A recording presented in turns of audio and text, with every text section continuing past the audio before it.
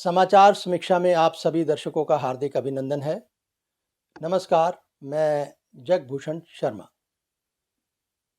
एक हेडलाइन का ज़िक्र कर रहा हूँ मैं जो द इंडियन एक्सप्रेस में छपी है। हालाँकि इसका ताल्लुक जून 2022 से है, फिर भी ये छपी है तो इसका थोड़ा-सा समझना हमें ज़रूरी है। Asian Cup prelims, India football coach give details of a players to astrologers, picked team on his advice.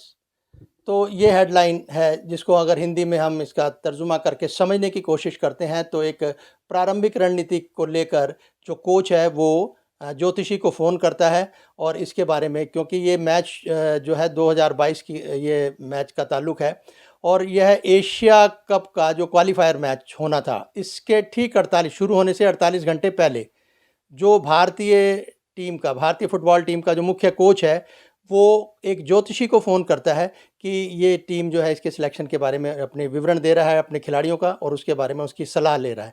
तो ये खबर है। तो हमने अब देखना ये है कि हम किस ओर आगे बढ़ रहे हैं। तो दर्शकों, 2019 से कोरियन मूल के जो भारत के मुख्य कोच हैं उनका नाम है इगर टिमस। हालाँकि इनकी जो अंग्रेज़ी में स्पेलिंग है वो IGORSTIMAC है, लेकिन जो मैंने देखा है वो ईगर टिमस है। हो सकता है ये कितना शुद्ध अशुद्ध है, अब मैं उसके लिए क्षमा चाहता हूँ। भारत की फुटबॉल टीम के जो मुख्य कोच हैं ये उनके बारे में बात कर रहा हूँ।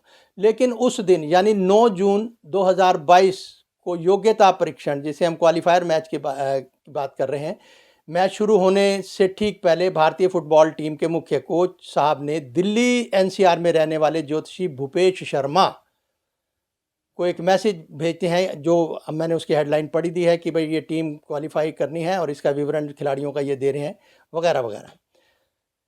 अब सवाल ये होता है कि इनका परिचय यानी कोच साहब से ज्योतिषी का परिचय किसने कराया, ये भी अखबार में छपा है। अब ये परिचय किसने करवाया है?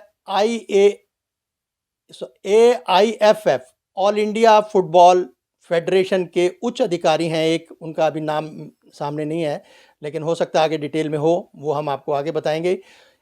उनके रेफरेंस से ये भूपेश जी का संबंध या ताल्लुक या ये कहें वो कोच साहब से हुई जिनका नाम है ईगर टिमस। वो मुख्य कोच हैं फुटबॉल टीम के। ठीक है जी। और इनकी फ़ीस के बारे में भी आप सुन लीजिए, वो अखबार के मुख्य प्रिंट पे छपी है। 12 से 15 लाख ये फ़ीस लेते हैं सलाह की, विमर्श की। ठीक। अब सवाल ये है कि हम इंडियाज़ गॉट टैलेंट और गायकी में हम कहते हैं ये इतना टैलेंट ढूंढते हैं। एक तरफ एसएमएस इकोनॉमी स्थापित हो रही है, जितने एसएमएस जिसके बारे में ज़्यादा होंगे तो वो अच्छा सिंगर हो जाएगा। और एक तरफ हम देख रहे हैं कि खिलाड़ी जो है वो ज्योतिषी सलाह देंगे कि XYZ का रखो, इनकी राशि में कौन से ग्रह चल रहे हैं वगैरह वगैरह, जो कुछ भी उनकी भाषा होती है वो बोलेंगे।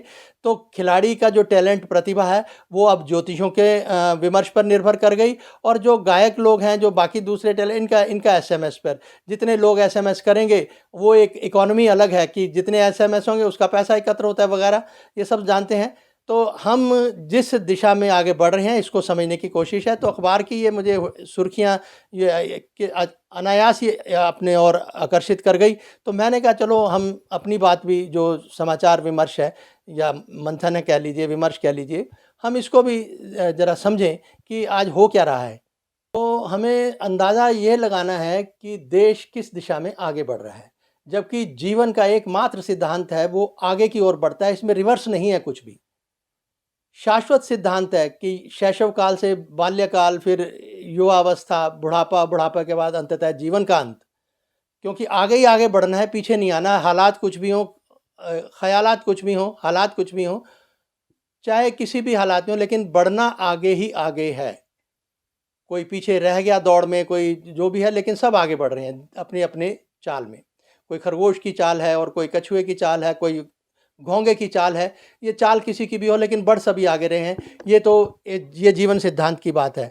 लेकिन हम किधर जा रहे हैं अब? ज्योतिष के बिना पर टैलेंट को परखा जाएगा, खिलाड़ियों को परखा जाएगा। एक ज्योतिषी सलाह देगा कि इसके ग्रह ये हैं वो हैं, और एसएमएस इकोनॉमी ये साबित करेगी कि कौन अच्छा गायक है। तो फिर बेहतर यही है कि अपने आप के मनोरंजन के लिए ही अपनी प्रतिभा रख लो भाई। ज़रूरी है बाजारवाद में कूदना है? बाज़ार ये बाज़ारवादी है, जो बाज़ारवाद हमें मजबूर कर रहा है कि हम वो करें जो वो चाहता है, हम वो खरीदें जो बाज़ार में है। हम अपनी पसंद का खरीद भी नहीं सकते, क्योंकि बाज़ार में ही नहीं है। अगर होगा तो उसकी कीमत हमारी पहुँच से बाहर है।